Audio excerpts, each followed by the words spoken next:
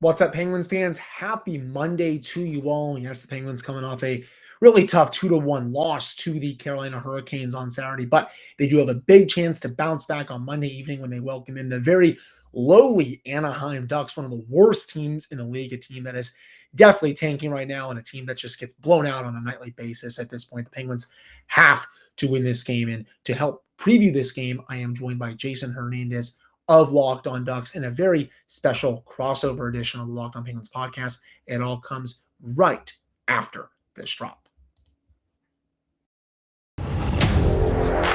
You're Locked On Penguins, your daily podcast on the Pittsburgh Penguins, part of the Locked On Podcast Network.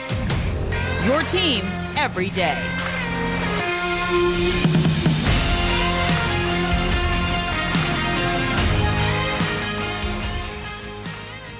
Welcome to this crossover edition of Locked On Ducks and Locked On Penguins. I'm Jason JD Hernandez, and to my right, comme ça, is Hunter Hodes from Locked On Penguins. Hunter, how goes it, buddy? It's going good. You know, it's a nice Sunday evening here, and the Penguins will try to get back to their winning ways on Monday as they return home after a very unfortunate back-to-back this weekend where they did not get a single point. I got a feeling they will. They will. Look, I'm just going to get it out of the way. First off, welcome to this crossover. And, you know, you can find both of our podcasts on, let's see, Apple Podcast, Google Podcast, Stitcher, Spotify, Odyssey, Amazon, YouTube. Am I forgetting anything? Nope. We're good? All square there? Yeah. I think we're all good. Thanks for making us your first listen. All right, let's get into it. Ducks Pens are playing Monday night at the Not So Igloo in Pittsburgh. Oh, I miss that place. The Ducks right now are in the midst of one of their worst streaks in the last 3-4 years. Can I tell you how the Ducks have done their last 3 games? Just to twist the knife on myself a little bit. Last I checked on them, JD, they had 1 regulation win in 30-something games. I believe it's up to 4 now. What has gone on the last few games, though? I'll tell you. They lost to Boston. You ready for these scores? They lost to Boston 7-1. They lost to the Oilers 6-2. And they lost to the Devils 6-2.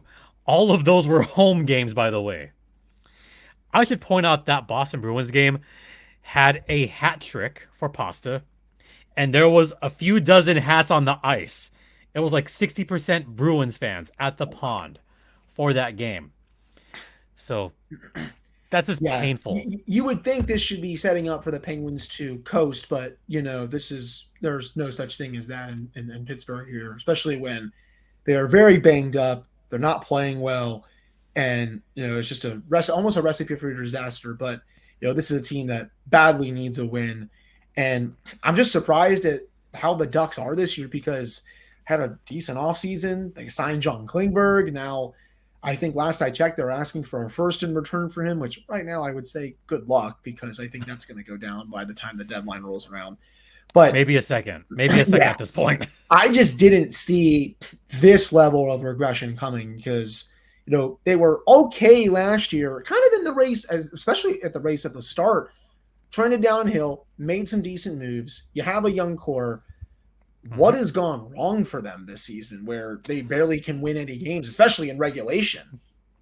I mean, I'm going to point to the one obvious thing that everybody's been pointing to, and it's coaching.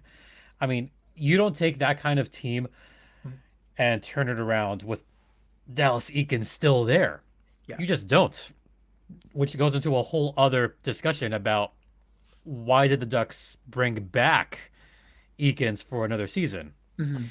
I mean, is the tank really that much on? At this point, I would say, yeah, it's pretty much a done deal. The Ducks are not going to make the playoffs at this point with 39 games left. They would have to go, last time I checked, they would have to go 32-7 the rest of the way to make the playoffs. Pull a Boston who's 32-4 or close to that, basically. Yeah, that's not happening. That is not happening, folks. Just going to put it out there right now. Especially with the regression that Klingberg has had, the regression that Strome has had, the regression. I mean, not even a huge regression, but Frank Vetrano, he's regressed a little bit as well. I mean, I'm sure you're somewhat glad to have those two off of the Rangers, off of the division, but Vetrano especially, he was basically Jordan Eberle part two. He's every time the Penguins would play against the Rangers, regular season playoffs, or anytime Frank Vetrano was on the opposite side, goal against Penguins. You could go on to FanDuel, place a anytime goal score on Frank Vetrano. It's a free cash every time. We can't talk about them yet. Yeah. That's a little spoiler, folks. We can't talk about them yet. Not in California, at least. Only in Pennsylvania, other states. Yeah, you want to bet? Anyway. Yeah. Yeah, I'm sure you were glad to have those two gone to Anaheim.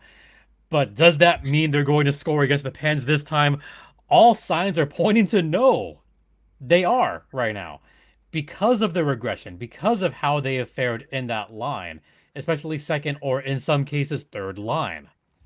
We just haven't seen the production from those guys. The only production for the Ducks has been the top line, and that's it. It's been Troy Terry, Adam Henrique, and Trevor Zegras. That's it. And Z's been sick. I mean, Zegras missed the Disney Day for crying out loud. I mean, he had to have been sick enough to not go to Disney Day last week. So, yeah. I don't know what to make of that. I'm sure he'll be good to go for this game. I would think, right? I don't think. I'm sure he's okay. Maybe not still 100%, but I'm sure he'd be okay to play. Yeah. Whether he's on the top line or not is a whole different story. Yeah, it's funny. It's funny that I like going to Daily Faceoff and stuff to check out the lines. It says that he's kind of on the second line with Strome and Vetrano, but I guess that's maybe not updated as normal. But yeah, Vetrano and Strome, Strome not so much, but Vetrano, I know he's on a bad team. That doesn't matter here, Jason. Anytime goal scorer, it's free cash. Even if it's not on a site or anything, with your friend who's a Ducks fan, make a small wager. You'll probably come out on the plus side of it. But, I look at this lineup here. It's so weird because there's a lot to like. Adam Henrique's had a decent season. Mason McTavish is a good young player. Troy Terry's been awesome since coming up to the league. Trevor Zegras is amazing. Vetrano and Strome can score. Jakob Silverberg, okay. He's a bit older, but can still put the puck in the back of the net. Comtois is not bad. Max Jones, defensively, it's not too bad. So it really just has been coaching, you think, is the biggest issue. And also, what about John Gibson? Is he just still not gotten back to the way he used to be? Because it looks like it's been that decline has gone. So the Pittsburgh native has looked mortal a lot this season. There have been games where if it wasn't for Gibby, it would be like 9-1, but instead it's like 5-1. Gibby has no defense in front of him. We knew going in that Klingberg was kind of a liability on defense. We didn't know it would be this bad. We knew that the Ducks were going to decline a little bit in defense. We did not think it'd be this bad. We knew the Ducks would give up a lot of shots. They've given up 40-plus shots in more than half of their games. 23 out of 43. I threw up the stat the other day that the Ducks have allowed 40-plus shots 23 times. The next three teams, the Coyotes, the Blue Jackets, the Blackhawks, they've given up 40-plus shots a combined 23 times. Yeah, the tank for Bedard out there seems to be in full effect. I feel like that team is going to be selling off a lot of assets at the deadline. I think Henrique, Klingberg, maybe Vetrano. I don't think Strome just signed a 5-year deal. I don't think he's going to go anywhere. He's not. Definitely, I feel like a couple of the forwards, they may try to get like a Raquel-like package back for one of them or something like that. I'm sure you would expect. Well, I actually asked, would you expect a coaching change after this season? Absolutely, because Dallas Eakins only got a 1-year extension, 1 year, and that's it. And we could talk a little bit more about Dallas Eakins, and I want to get to the Pittsburgh side, but we've got to head to our first intermission. So we'll talk a little bit more about Dallas Eakins and get to the Penguins side of things on the other side. But first, or but first, let's talk about athletic greens. Now, I don't know if you're much of an athlete, like I kind of am because I ran the marathon. I mean, I use it. I don't know if you use it a whole lot, but I use it. Kind of, I used to be. I played, a few sports, but I don't. Yeah. It's been a while since I've really gone at it. Well, I still do my training here and there. And I use AG1 because, I hate taking pills. I am not a pill person at all. I wanted more energy, especially before that New York Marathon I did a couple months ago, which was exhausting, by the way. So I bet you and your listeners are wondering, what the heck is AG1? Are you wondering what AG1 is? Yep. Yeah. So it is a powder that you put into water, and with one scoop, you get 75 high quality vitamins, minerals, whole food sourced superfoods, probiotics, and adaptogens to help start your day right. And it's recommended by pro athletes like myself. I'm kidding. I'm not a pro athlete. I'm amateur status. I've run the marathon, but I'm not one of those pro runners. But it's recommended by professional athletes and amateur athletes like myself, and has over 7,000 5-star reviews. So, it's time to reclaim your health and arm your immune system with convenient daily nutrition. And hey, Hunter, guess what? You ready for this? Yep. They're going to give you a free 1-year supply of athletic greens, of immune supporting vitamin D, and 5 free travel packs with your first purchase, which I'll admit I used in New York. All you have to do is visit athleticgreens.com/NHL Network. Again, that is athleticgreens.com/NHL Network. For those of you listening in Espanol, athleticgreens.com/NHL Network to take ownership over your health and pick up the ultimate daily nutritional insurance. There is your Spanish-speaking crowd right there. Yeah. Yeah, I call myself an amateur athlete. Hey, it's okay. I feel like I'm an amateur as well. And of course, I know exactly where that train is because I can hear it right outside my window. It is just about 200 yards to my right over there, making all the noise in the world. It comes either around this time at night or right before I go to bed. It's every night. It's that same cargo train. And, it's a nice sound. I'll say that. Nice. So you were talking about Dallas Eakins a little bit, and the issues that he's faced. Look, there are some coaches that are great at the AHL level, and they're not so good at the NHL level. There's coaches that are really good in the AHL level and have the same success in the NHL level, i.e., Jared Bednar for the Avalanche. Yep. And then you have guys like Dallas Eakins, who just cannot figure it out on the NHL level. And most people were surprised that he came back for another year after those 3 years in Anaheim. So he's been at the bulk of the problem. I honestly think he's gone. Has he had a long leash? Yes, he's had a very, very, very long leash. Which is surprising. You've heard me talk about him for the past 3 years. The whole time I've talked about the Ducks in this podcast, all 670 episodes. Oh, God. Can you imagine? I'm at 620 now, I think, so a little behind you. Can you imagine talking about a crappy team 670 times? No. At least your team has made the playoffs 3 consecutive years. At least.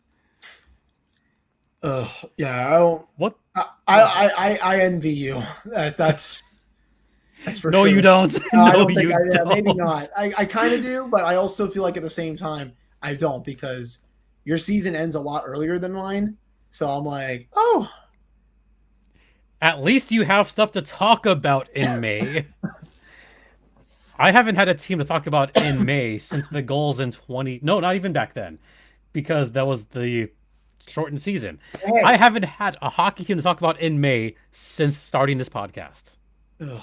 At least if you do fire Eakins at the end of the season, you can have a lot of discussions about who will be the next coach of the Ducks, and maybe you can have fun about with Barry Trotz or something like that. But I don't know if you'd go out to Anaheim. I don't know. I was hoping for a Boudreau comeback, but you might be getting fired. Elliot Friedman said on the panel last night on Hockey Night in Canada that if the coaching change happens in a couple of weeks, it's going to be Rick Tocchet that goes behind the bench there. So it is time for the Ducks to make a change. The Ducks did make a change last year to the Penguins. Actually, our two teams like to trade a lot. I've noticed over the past few years. The one that's the most recent that still pains me, Rickard Rakell. Last year going to the Pens. Talk about the impact Rakell has made in Pittsburgh since being dealt. He's been great, Jason. He's exceeded expectations. It was actually interesting. I was listening to an interview that I think Brian Burke had with Jeff Merrick on the Jeff Merrick show, and they said like part of Rakell's struggles towards the end of his Ducks tenure was due to I think it was like some virus he had or something like that, where he like lost a bunch of weight or something, and I think they knew about it and they did their homework on it, and they said ever since like that went away, he's like rediscovered his game again, and they figured it would happen. And yeah, I mean, Ron Hextall's made a lot of moves. I think most of them have been bad, but this one has been very good. He crushed that move at the deadline. He was exactly what the Penguins needed. He's played a lot with Sidney Crosby and Jake Gensel. They've been flip-flopping him between the Crosby and Malkin line this year. I personally think he works better on the Crosby line. I think the numbers add up to him being better up there. But he's been everything. He actually scored a very funny goal on Saturday night where Frederik Andersen got a little too cute, batted the puck. A little. He got too cute, and that was a there. blooper of the week. Hilarious. They didn't deserve to get back in that game. They pushed in the third period after that, but for someone that badly needed a goal, he hasn't been scoring as much lately, but he'll take it anyway. He needed it. I would like for him to get more power play minutes, especially. I don't like that they continue to put Brian Rust up there for some reason. Thank you. Does not make any sense. And I like Rusty. I mean, I think he's been great for his Penguins tenure, but for a lot of this year, he just hasn't had it. I don't know if it's injury related or something else, but I think Mike Sullivan needs to notice that and keep putting Rakell on that top power play, because he has been awesome. He's ever since that trade, he's just been a perfect fit. He's good on the power play. Yeah. He did very well with I think there was times where he was with Getzlaf on the power play.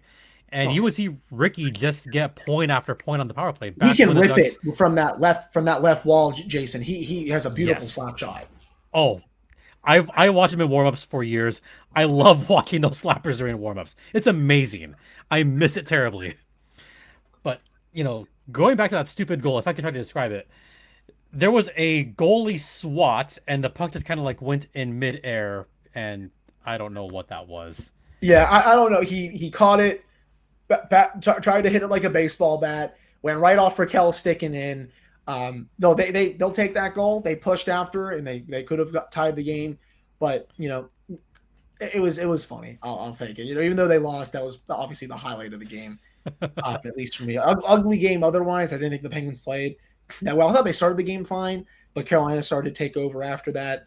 Another 1-goal loss to that team, because every game to them this year has been a 1-goal loss, and that's, if I recall correctly, that's the first time a divisional team has swept the Penguins in the Mike Sullivan era. It just does not happen. Wow, that's a good stat. I didn't realize. I am trying to, going back to 2015-16. They've never been swept by a team in the division. They've always been at least a divisional team at least once in a season. That's a testament to the coaching staff there as well. Yeah, I mean, Pittsburgh has had solid coaching for the longest time. Actually, I feel like every coach that Pittsburgh's had, for the most part, has been pretty solid over the last maybe decade plus. Yeah, I mean, Sully's been mostly great. I know the fan base right now they're getting tired of it, just because the people think the team's gone stale, and I've been criticizing Sully because his deployment this year has been questionable. You're icing Brian Dumoulin in late game situations when he should not be getting that much ice time. You probably should not be icing at all when the defense gets healthy. They're without Marcus Pettersson, Chris Letang, and Jeff Petrie right now, which is very bad vibes. Jeff Carter's been an albatross this season when he's not scoring empty net goals. He's not really giving you anything at 5-on-5. Second power play, which I don't even know how he's on there. Late game situations, penalty killing. So there's definitely things you can criticize him for. But I don't think there's this notion that he's lost the room or anything like that, or the team's not listening. I get that coaches have short shelf lives, but I just think he's been dealt a really bad hand. Some of his decision making is not helping matters. But if I had to place, who's to blame more for these issues, part of it is on the coach and the coaching staff. But I would also say a more fair amount is on the general manager for constructing this roster over the offseason and, just making the bottom six worse after Jim Rutherford left. Which is kind of the elephant in the room. Constructing this roster, you notice that it's an older roster right now.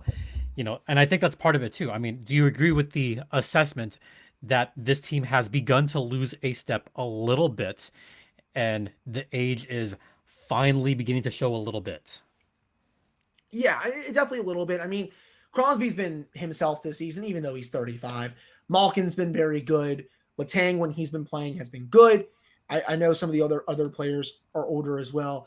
It's just, you should have an easier time putting a team together when you have the core guys available. You have the big three. You brought Rickard Rakell back. You brought Brian Rust back. You have Jason Zucker. You have Tristan Jarry, who's decent when healthy. But, all you need to do is just put together a good supporting cast of players, around the core. It's just this general manager, ever since he was hired, has failed to do that, I think. And the bottom six has gotten worse year after year. I mean, I can't help but think people are going to get mad at me, but, Jared McCann's on a 40-something goal pace this year. They didn't protect him in the expansion draft. You easily could have kept him. I was fine with letting Brandon Tanev go, and I was on the fence with both moves because they had a lot of cap space about it, but you didn't use your cap space to your advantage, and now look where you find yourself. When the team is healthy, they have $10,000 worth of cap space, and if they want to make a trade for someone, it's going to have to be dollar in, dollar out. They can't just do futures for something. They would have to trade players off the team. So I think it's just a poor job of roster construction, and I just don't know if the GM has what it takes to really fix what's going on with this team right now. From what I've read, they want to see what they have when the guys come back. I get it just because no one else is trading right now, but it's a bold strategy. If the team still stinks when these guys come back, then you really have a big problem. I mean, it's funny when you talk about the GM like that because, I think he's been around for, how long has he been around now? GM wise, he was in Philadelphia. I forget the exact time frame, but it was a few solid seasons. Got fired. Was with the LA Kings, I believe, when they won the Cup. Yeah, back in 2012. Went back to the Kings, I believe, as an advisor, and then Mario and Ron Burke hired before the team was sold to the Fenway Sports Group. I personally think if they don't make the playoffs this season or if they're out an early exit, he's gone. You think so? I don't think the Fenway Sports Group's going to keep him around. I've heard personally that they love Mike Sullivan. They have no interest in firing him. I mean, they just gave him a new deal this offseason. And funny enough, I've heard whispers that Mike Sullivan is also not happy with the GM. So it's also hard to I will say it's hard to replicate the success that Rutherford had.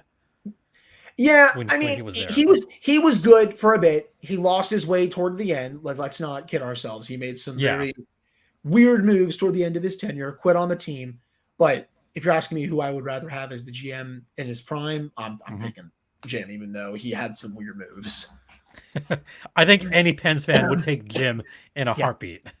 Because Jim probably would have made 3 to 4 trades by now, to be honest. Oh, he would be seething right now. That's just how he was. I mean, the guy, when they had a small losing streak just a couple years ago, early on in the season, not even around this time, he trades Carl Hagelin for Tanner Pearson. Oh, why'd you do it, Jim? I wanted to shake up the locker room. Everyone hated the trade, but hey, at least he made it. This GM won't even do that.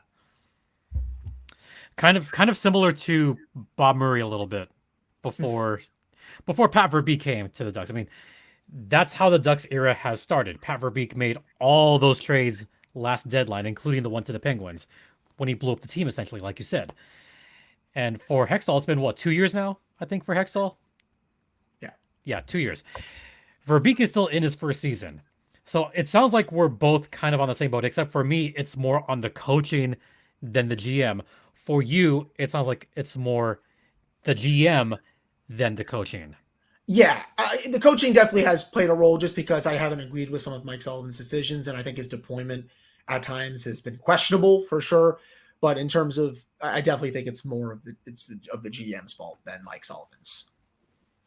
That's a good assessment. We are up against it, and it's starting to rain. Hey, how about that? Speaking of rain, I don't know where this segue is going. We're going to talk about the Penguins probably raining on the Ducks parade because we got to preview the matchup. So we'll get to that on the other side. But first, we're going to talk about Bet Online for now. That's a small tease for something that's coming next week. So Yeah. Hunter, what can you tell us about Bet Online? well, It's Jason, the I can tell you a good amount about it, especially if you want to replace a anytime goal scorer for Frank Petrano for tomorrow, even if the Ducks lose. It's free cash. It's your number one source for sports betting info, stats, news, and analysis. You can get the latest odds and trends for every professional and amateur league out there, from the NFL, which Jason does not like that much, to the college bowl season, to the NBA. We've got it all at betonline.net. And if you love sports podcasts, you can even find those at betonline as well. We are always the fastest and easiest way to get your betting info. You can head to the website or use your mobile device to learn more. That is BetOnline, where the game starts. And BetOnline, for now, is the official online sportsbook of the Locked On Podcast Network. And please gamble responsibly. Don't put your money on the Ducks. Again, anytime goal scorer for Frank Petrano tomorrow is easy cash. Just do it.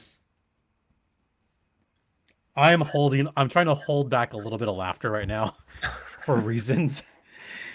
I already got a lot of hate for my tweet that I made last week or 2 weeks ago about a certain football game that happened. So, I had people coming after me on that one. I don't know. I'm sure you saw that tweet that I put out. Which one was it? What did you do? I actually did not see it. No, the one that I put out about how long it took for that game to be delayed. That tweet. Oh, yeah. That one. Look, I know it to some people it's comparing apples and oranges. I get it. But it's a little bit different when I was actually at one of those games. Okay, that's fair. So that's actually why I brought it up. That's fair. Yeah. So Jason, I know the Ducks have not done a lot of winning this season, but what are the keys for them to pull off a win against a struggling Penguins team? What do they have to do here? Pray to the hockey gods that somehow maybe Frank Vetrano. Hey, you ready for this? The only stupid way for the Ducks to win this game is if Frank Vetrano gets a hat trick somehow. Wow. At PPG Paints. Is it still PPG Paints Arena? Is that what it's called right now? Yes, it is PPG. Yeah. Okay. That's the only way the Ducks would win is if someone gets a multi-goal game. And if the defense actually gives a damn against the Pens. That's their key to success is actually defend for once. And maybe not give up 40 shots on goal. And maybe don't give up, you ready for this? Don't give up 15 plus slot shots. I wish I was kidding, Hunter. I wish I was. That's really they're bad. averaging double-digit slot shots per game this season. Almost sounds like they give up the same number of high danger chances per game as well from like right in front of the net, which is just that's not. And the Penguins' history has actually been on their side against the Ducks. They've won 4 of their last 5 against them, and including that 1-0 game. Yes, that one that was one of them. That was when Brock McGinn scored last year in Pittsburgh, and the Penguins have also won 11 of their last 16 against the Ducks, dating back to 2013, according to the Penguins PR team. And I love, of course, getting their emails for all their amazing stats. And the Penguins are also 7-2 at home against Western Conference teams this season, and they've won 9 of their last 11 games against Western Conference teams overall. Their last loss, though, they did fall to the Winnipeg Jets, who are good. I don't know how much I believe in them, but they are playing some very good hockey this year. They're well coached, and that's just how it is. But I guess from a Penguins perspective, they need to actually start games on time. That has been a massive issue over these last few weeks. They come out of the gate, they skate in mud. It looks like they went to Howl at the Moon downtown the night before, and they're just getting over their hangovers, and they don't turn it on until later on in the game. It is a problem that needs to be fixed immediately. No better way to do it than welcoming in one of the worst teams in the league who's tanking for Connor Bedard. You have to start fast here. Could you get away with it and win the game? Yeah, you probably could. But you probably could. Probably. Yeah. I still want to see this team actually start fast. Please get good goaltending. I know Casey DeSmith only gave up 2 against the Hurricanes on Saturday night. First one, though, he probably should have had. I didn't like the goal that he gave up. He made some other good saves. It's just some of the ones he lets in are the ones he probably should have.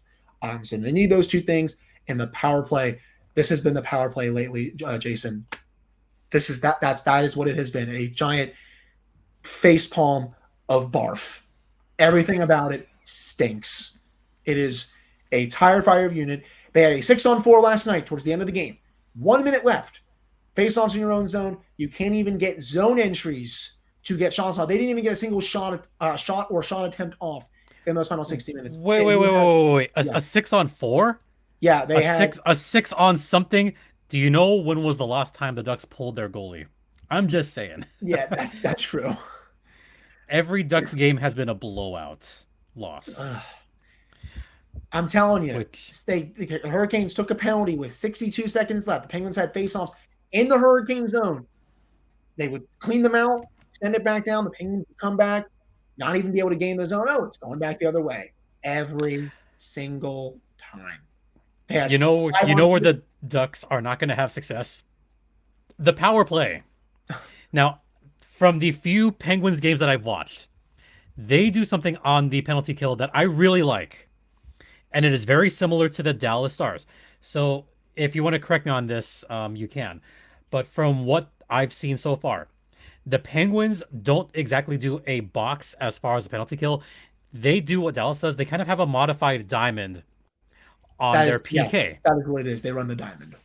They run the diamond, which is much more effective than the Ducks PK, which is scattered or all on one side for some reason. No, the diamond, especially in Pittsburgh and Dallas, those are the 2 teams that I think utilize it the best because they don't drop back as much. If someone's behind the net on the power play, you're at least going to have one of those guys just kind of peel off a little bit towards the back, which is smart, which is the right play. Is my assessment of that fair? Yes, they do run an aggressive diamond. It can get exposed if it goes up against one of the very good power plays like the Rangers last season. It did not look good. I thought the Penguins were too passive against them. But ever since Eddie Bluger came back into the lineup, and I know his offensive shortcomings are bad this season, he's been great defensively and on the penalty kill. They do a great job. They run that diamond / box, whatever, and they box out that slot high danger area so none of those chances get there. So you have to be shooting from the point, from the side, other side. That's how they want to do it. And it went through over some rough struggles early on, but it's a top 5 unit in the league now. Oh, it's easily a top 5 PK unit. And one thing that I've noticed as far as the Penguins PK, which makes me insanely jealous, is they have some of the best active sticks in the league, especially on the PK. You got, Bluger, like I said, they got guys with long sticks on both PK units, which is super effective. I know Pokemon reference there. All the shots that I've seen against them have been stupid angle shots that don't even get through anyway, which explains why the Penguins don't get a lot of shots against in general. I mean, yes, it makes the goalies look like they have a good defense in front, which they do. But that's something I think is going to bring the Ducks a lot of pain because if you've noticed, the Ducks are dead last on power play and almost dead last on penalty killing because the Ducks do not use any form of the diamond, and whatever PK they use, it's not really aggressive. Sorry to say that, Ducks fans, but it's not. No, I shouldn't say that. Sorry for this joke. The Ducks are aggressive at going on one side of the ice and leaving someone completely open on the other side, which has happened a lot recently. So, Ducks, be careful of that Raquel one-timer on the power play. Don't leave them open. Yeah, if they decide to put Raquel on the top unit for that game, again, they've been juggling that up and down. It's very. Tar Reardon has just been galaxy rating his power play lately, and it just really makes me mad. Everything about again, like they had a 5-on-3 for a minute and a half at the end of the second period last night, and they overpassed probably 7,000 times. I'm like, please just keep it simple. Stop looking for the Harlem Globetrotter play. And welcome to the Ducks. Put the puck on net. Ugh. Welcome to the Ducks power play. That is what the Penguin power play has been lately. It's a tire fire. They have fun, good stretches too. That's the thing. It's so Jekyll and Hyde. It makes you feel like, oh, they're going to turn the corner and be so consistent. Nope. You have games where they go 0 for 9 against the Devils. You go 0 for, they go 1 for like 5 last night against the Hurricanes. Before that against the Jets. Anytime like it could get the momentum, it just goes in the opposite direction. It's awful. Ooh. Can I tell you the secret to beating the Ducks on the power play? Move around. I'm not saying move the puck around. I'm saying physically move around. For some reason, when players start skating and making those cross ice transitions or switching your bumper position with one of the wings, that's when the Ducks get lost, and that's when they start getting over aggressive and have all 4 guys on one side. That's all you have to do is just move around, and you're almost guaranteed to score on the Ducks on the power play. Ugh. So at least if the Pens move around, it's over. If they can't score a power play goal on the Ducks, which is ranked dead last in the league, then I don't know how much hope I have for that unit for the rest of the season. I'll say that. I assume you're probably going to pick the Ducks to lose this game. Oh, how well you know me. Yeah, I'm picking the Ducks to lose. I'm picking Pittsburgh, obviously, and it's not going to go into overtime or anything. It's going to be a pucks domination. I'm going to say it's going to be 6-2 again. Okay.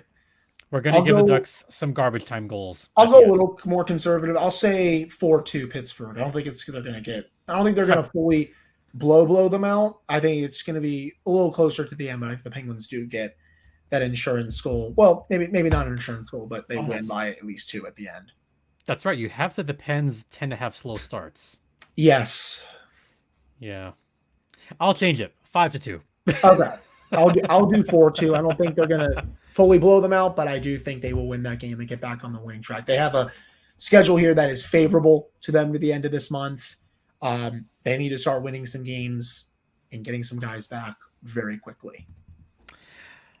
I think the Ducks might pull a reverse Seattle Kraken on this road trip.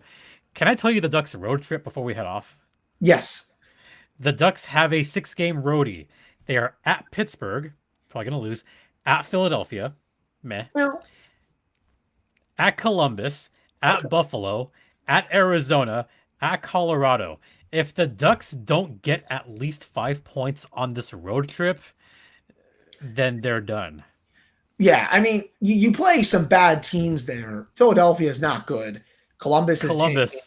Arizona is not good. Those are 3 winnable games. Or if the Ducks really want to embrace the tank, I'll leave it at that. There you go. Yeah. That's all I'm going to say. Yeah. And this could be a turnaround game for the Pens too. Like this feels like a turnaround game. They need it could. Yeah, I mean they could use. I mean, I know at the end of the day everyone will say it's the Ducks and all that, but they need to string some wins together here. It's been bad hockey for the last several weeks. It's not good enough, and I know some guys are out, but they need to really start making some points here because this division is a lot tougher than I thought it would be. They have to win this game. Yeah, a division where I think 5 teams make the playoffs. Those 2 wild cards 5 will for sure. come from that I don't think it's going to be 4-4. Yeah, and I look forward to talking to you later in the season when it gets closer to playoff time.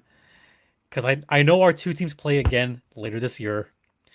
Yep, that's the California road trip. I think that's next month. I think it's usually in February or March. That depends. Yeah, it's one of the 2. I know I think it's next month they have the California trip, but it might be March. Yeah, because I typically. That's right. I was there last year. I saw some games. Yeah, that was fun. Yes. Yeah. Our friend, well, friend of the program, well, Sarah Avampado, who's just a sweetheart. She told me all about the warm-ups. Like, okay, watch, like he actually told me like, hey, watch Crosby warm up. Watch him warm up. Yes. He told me all about that. Sid What has the that. heck? What the heck? Sid has a crazy routine. He does it every game. He's just hilarious. It's such a silly routine. He's superstitious for a reason. Then again, I shouldn't say anything because I have my own superstitions at Coachella Valley, which I'll talk about on a non-crossover or Yeah. yeah, I'm starting to get my own quirks. Anyway, we're way over time, but it was a fun one. Yes, this was good. Should be a fun game. I'm hoping to get tickets for it. They're actually, again, this is a cheap enough game to go for sure. Hoping to be there, and this hopefully will not be the blowout that I think Jason is expecting.